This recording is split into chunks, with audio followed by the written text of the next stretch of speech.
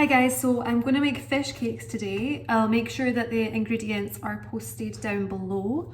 I'm going to start off by peeling my potato. So I'm using one potato and one garlic clove, but I'm going to start with the potato first. So all we need to do is peel that. I'm using a paper towel just to catch my peeling. Now I'm going to put my peelings in the food bin and wash my hands. Okay, I'm now going to chop the potato up into equal sized pieces. We only need to roughly chop the potato at this point because we're going to mash it. So using the bridge holes.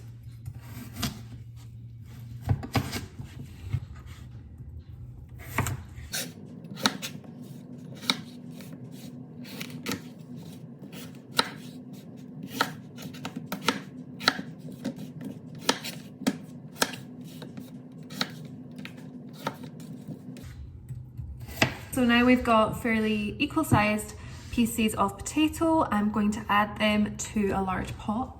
I'm popping them in.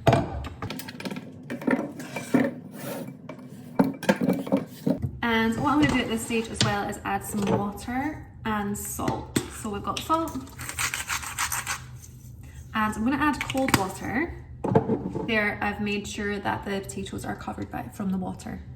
So the reason that we added potatoes to the cold water and not hot water is that if we add them straight to the hot water, they start cooking more on the outside and not on the inside. Also set a 20-minute timer, so we'll check in 20 minutes to see if they are soft all the way through. We're going to crush the garlic.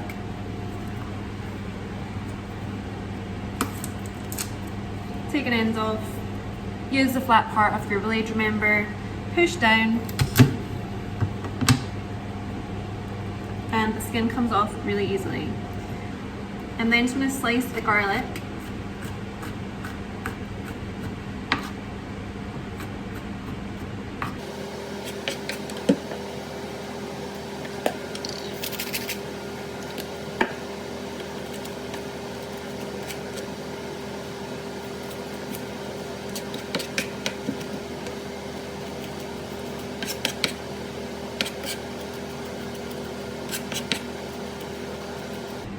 Okay, perfect. So I am going to bin my garlic peelings and wash my hands. I'm going to place the garlic into a large bowl.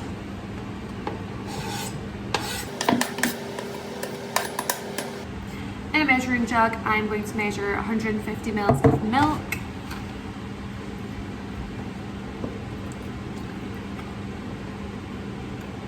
Okay, remember to kneel down.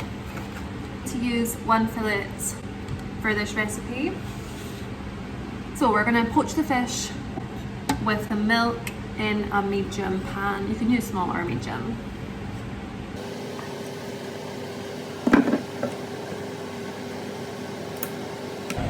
When you're poaching, you do not want the milk to come to the boil. You want it to be just below boiling point at a nice steady simmer. Fish is suitable for poaching because it's delicate. It's a lot more delicate than, if you can imagine, say beef for example. And we're actually going to keep this milk once we're done, so don't get rid of your milk. We're going to use this milk as part of the cheese sauce. You're wanting to poach the fish for 6 to 8 minutes.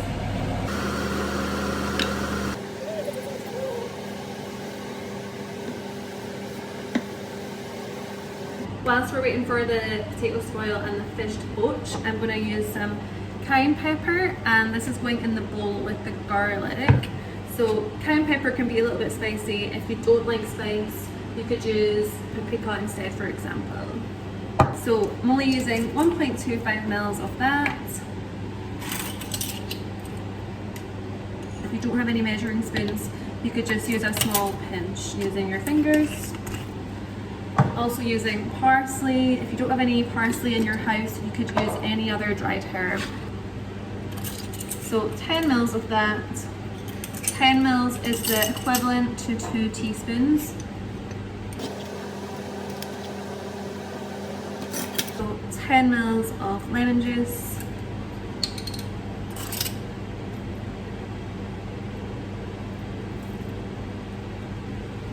Okay, and then I'll have a check on the fish. the fish ready, we are going to use the milk again for making the cheese sauce to serve them with. Fish here, I'm going to just place that on top of the pot just now. And what I'm going to do is pour the milk back into the measuring jug, making sure it's still 150 mils. If it's not 150 mils, what you need to do is just use extra milk to top it back up to 150.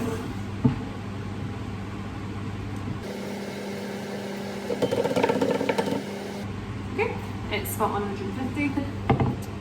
Put the fish in the green bowl.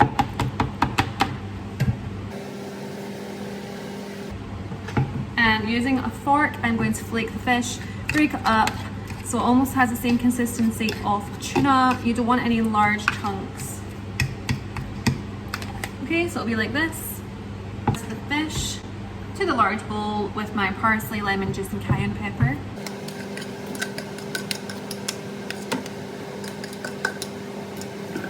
You're going to know your potatoes are ready by using a fork, and if your fork goes through very easily, they're done.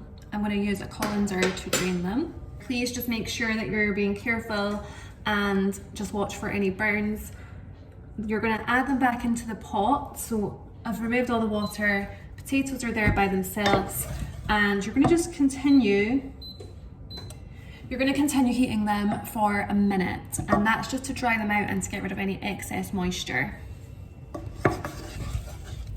So in a bowl here, I've got 25 grams of butter and 30 mils of milk.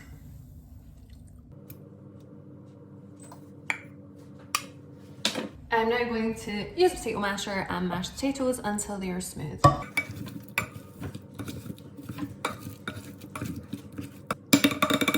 So potatoes are going in the large bowl. And what you're going to do here is just mix the ingredients together.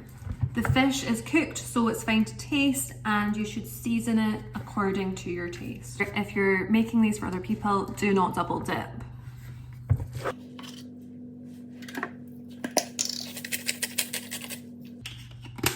There's just some black pepper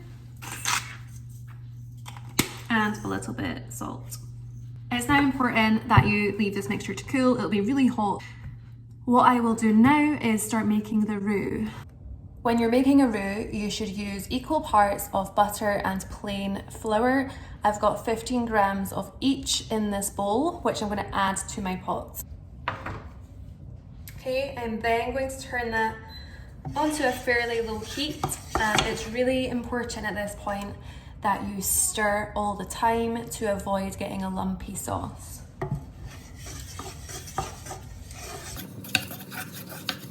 Make sure none of the flour is sticking. Okay, once it looks like this, you're ready to add your milk. Remember, you're not adding milk straight from the fridge, you're adding the milk that was used to poach the smoked fish, so it will have some extra flavour and it's also still quite warm. It's really important when you're making a roux that you add the milk in gradually.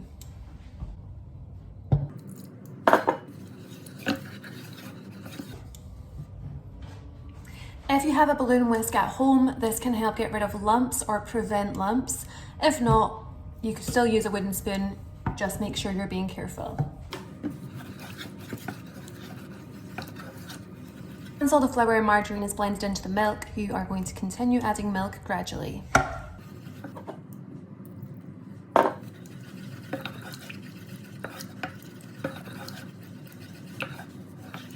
Once you've added all the milk, turn the temperature on your hob up, and you want the mixture to come to the boil.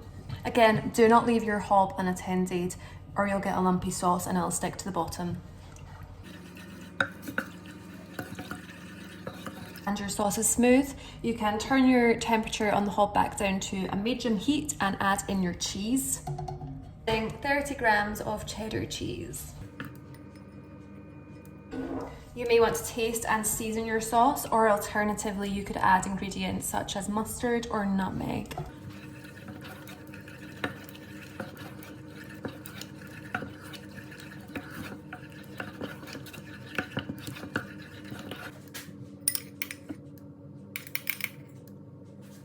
So season accordingly, but I used 2.5 mils of mustard there. Mustard will also give your cheese sauce a richer flavour and colour. Once you're done, make sure you have turned the heat off. So I'm going to remove all the mixture from the bowl.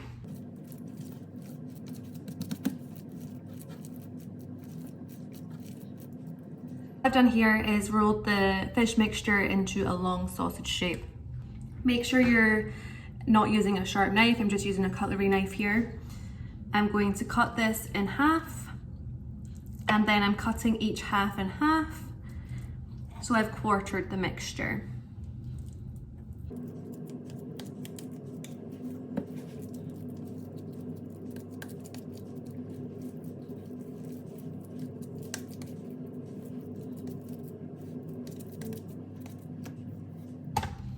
So I'm going to crack an egg into this bowl.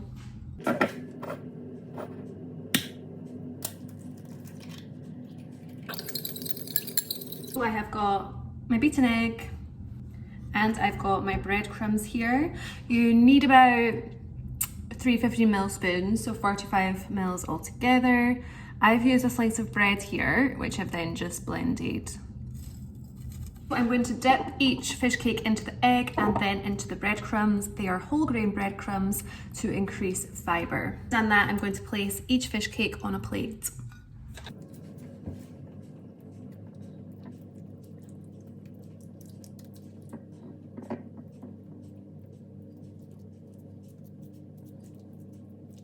Remember, eggs bind ingredients together. You may need to reshape your fish cakes.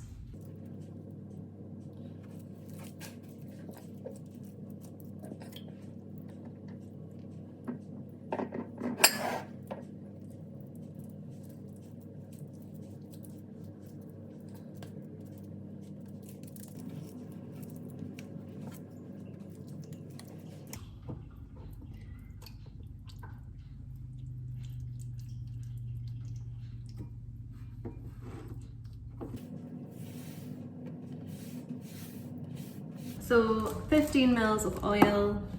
Put this on a medium heat.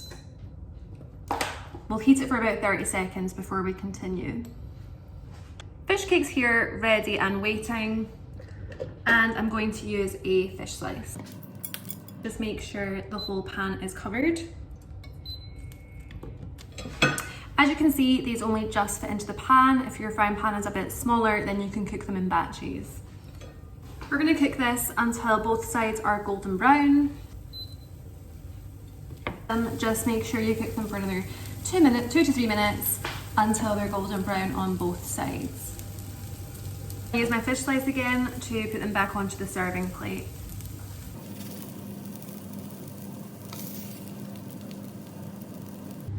Okay, so here are the fish cakes.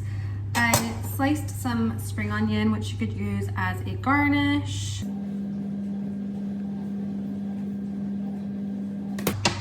And I've got my cheese sauce in a little bowl.